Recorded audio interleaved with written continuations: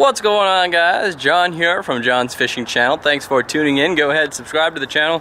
Please favorite this video, give me a thumbs up, I would appreciate that. No fishing today, but I am going to be talking to you guys about my float tube setup and just kind of how I get out to the lake, what I bring out there when I'm going to go fish out of my float tube. It's pretty simple, you know, float tube fishing. There's a lot of little pieces involved for, I would say, $500 to $1,000, depending on how much equipment you want or need. You know, you can buy a setup for about $1,000. You're gonna get a really awesome float tube setup. Kind of one of the interesting things in California is they have no contact water, which means you can't actually go in the water. And then there's other lakes where you can't go in the water without waders. So having waders is pretty important. This is actually my setup right here. As you can see, I got it all loaded up in the Bronco.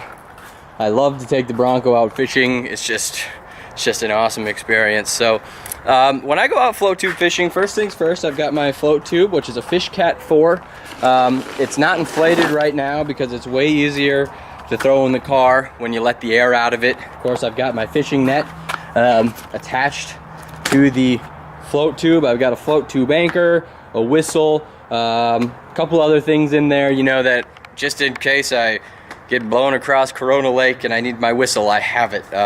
But it's really easy. You just deflate it and pump it up. I always bring my float tube pump with me wherever my float tube goes, because you need that to pump it up. And if you forget it, you're gonna be out of luck when you get to the lake, so don't forget that.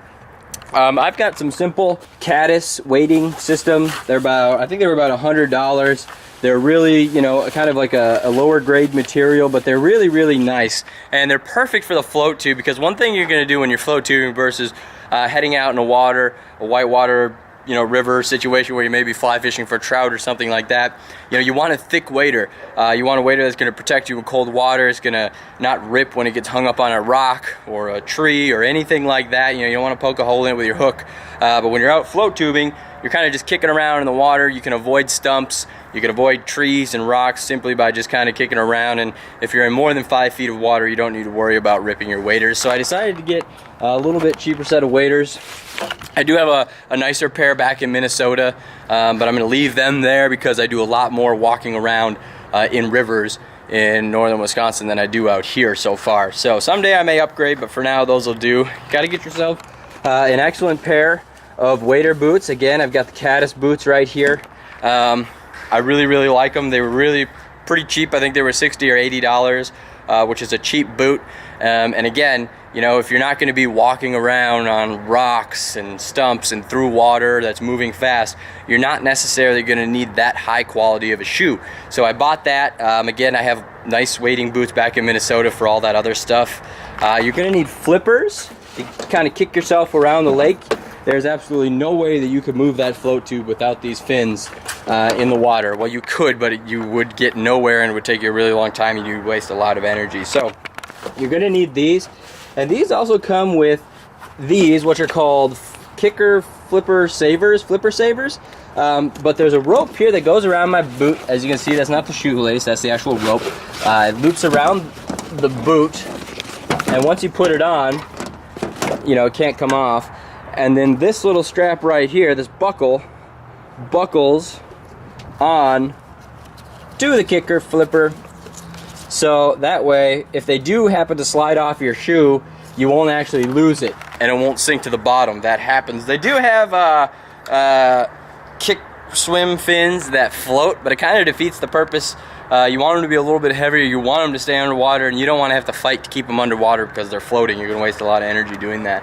I always bring a cooler full of stuff with me. A couple sodas, a couple waters, a turkey sandwich, potato chips, candy, a couple beers maybe, you know, depending on what I'm doing and where I'm going.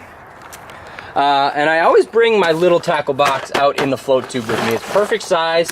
I may throw the big one in the car with the extra reels and stuff like that, simply just so I have a little bit more selection. If I lose something out there, I just have to go back to the car and now all the way back home to get it. I don't have to go to the store and buy something new. That's pretty important. I got a couple rods in here, you know, lined up. They are St. Croix Rods with Shimano reels, Shimano 2000S Sahara or something like that. They're fantastic reels, and if you take care of them, they will last forever and they will treat you nice. You take care of your reel, and your reel's gonna take care of you, which next week I'll actually probably be doing a reel care video and talking to you guys about how I take care of the line on my reel, my spools, the actual reel itself, and it's just kind of important to maintain that stuff so it lasts a really long time, because they're really high quality products and they will last if you take care of them. So, all right, and probably the most important thing that I've been saving for last for you guys is my life jacket. It's so important to have a life jacket. If you're out fishing by yourself and something happens to you and you fall in the water without your life jacket on, that's it. There's no more John's Fishing Channel. There's no more going out and fishing with your brother or your dad or your son or your daughter or your friends or by yourself. I mean, you're done. You're gonna drown if you're knocked unconscious, if you get struck by lightning, you hit your head, you trip. I mean, there's just so many things that can happen in a boat that can't happen on land. So please, please wear your life jacket. I watch a lot of professional fishing tournaments, contests, shows, stuff like that, and every single time I hear professional fishermen saying, wear your life jacket when you're out fishing alone. Because if something happens to you and you're out fishing alone, you fall in the water without your life jacket on, I don't know, it's just terrible, terrible news, and it shouldn't happen to you. And some people make fun of people for wearing their life jackets, like, oh, you're a loser, you got your life jacket on.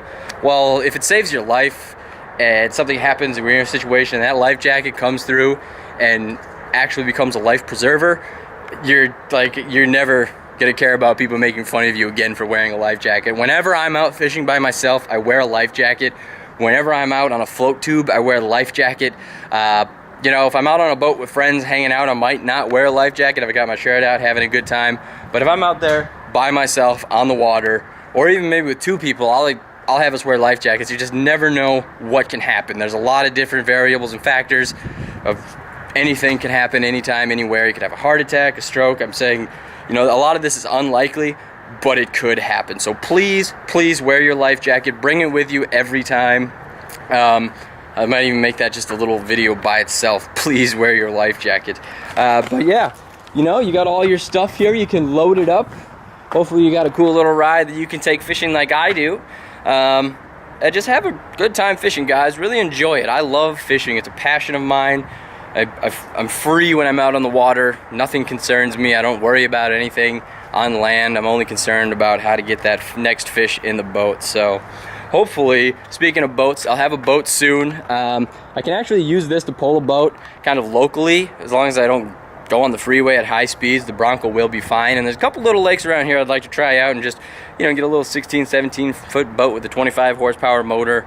Just kind of pull it around and see what happens. So I hope this helped you guys better understand my float tube setup. I am John from John's Fishing Channel, saying give me a thumbs up, subscribe to my channel, favorite this video, and get out there and catch a big one for me.